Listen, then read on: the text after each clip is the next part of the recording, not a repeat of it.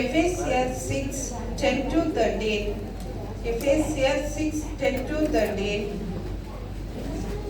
கடைசியாக என் சகோதரரே, கர்த்தரிலும் அவருடைய சத்துவத்தின் வல்லமையிலும் பலப்படுங்கள். நீங்கள் பிசாசின் தந்திரங்களோடு எதிர்த்து நிற்க திராணி உள்ளவர்களாகும்படி தேவனுடைய சர்வாயுத வர்க்கத்தையும் தரித்துக் கொள்ளுங்கள். ஏனெனில் மாம்சத்தோடும் இரத்தத்தோடும் அல்ல, துரைத்தனங்களோடும் அதிகாரங்களோடும் இப்பிரபஞ்சத்தில் அந்தகார லோகாதிபதிகளோடும் வான மண்டலங்களில் உள்ள பொல்லாத ஆவிகளின் சேனைகளோடும் நமக்கு போராட்டம் உண்டு.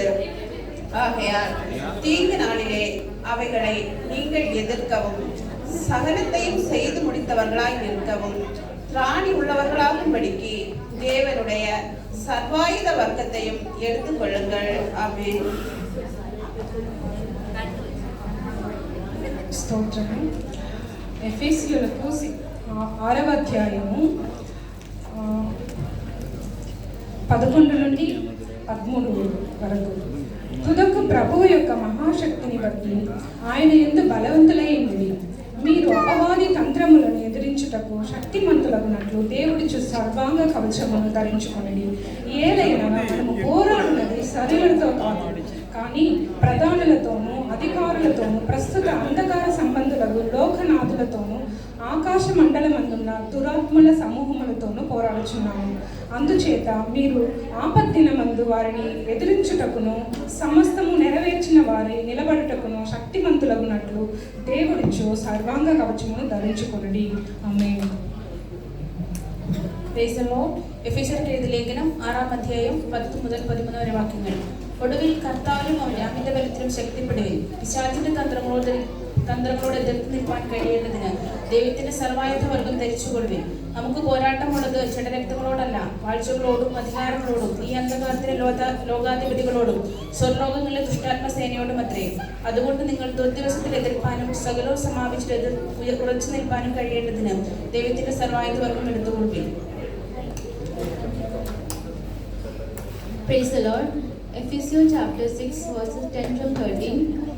इसलिए प्रभु में और उसकी शक्ति के प्रभाव में बलवंत बनो, परमेश्वर के सारे हथियार बांध लो कि तुम शैतान की युक्तियों के सामने खड़े रह सको, क्योंकि हमारा यह मलयुद्ध लहू और मांस से नहीं परंतु प्रधानों से और अधिकारों से है, और इस संसार के अंधकार के हाकिमों से और उस दुष्टता की आत्मिक सेनाओं से है जो आकाश में है।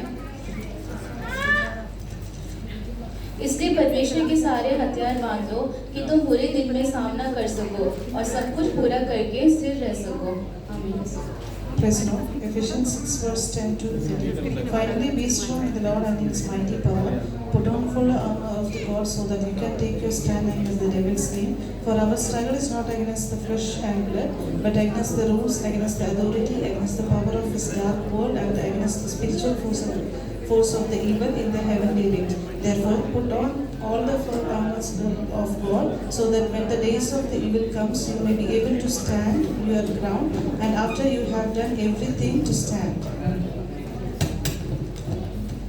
ಕರ್ತನ ಪರಿಶುದ್ಧವಾದ ಸ್ತೋತ್ರವಾಗಲಿ. ಎಫೆಸೀಯರಿಗೆ ಬರೆದ ಪತ್ರಿಕೆ 6ನೇ ಅಧ್ಯಾಯ 10ರಿಂದ 13ರವರೆಗೆ. ಕಡೆ ಮಾತನೆಂದರೆ, ನೀವು ಕರ್ತನನ್ನು ಆತನ ಅತ್ಯಧಿಕವಾದ ಶಕ್ತಿಯನ್ನು ಆಶ್ರಯಿಸಿಕೊಂಡವರಾಗಿ ಬಲಗೊಳ್ಳಿರಿ.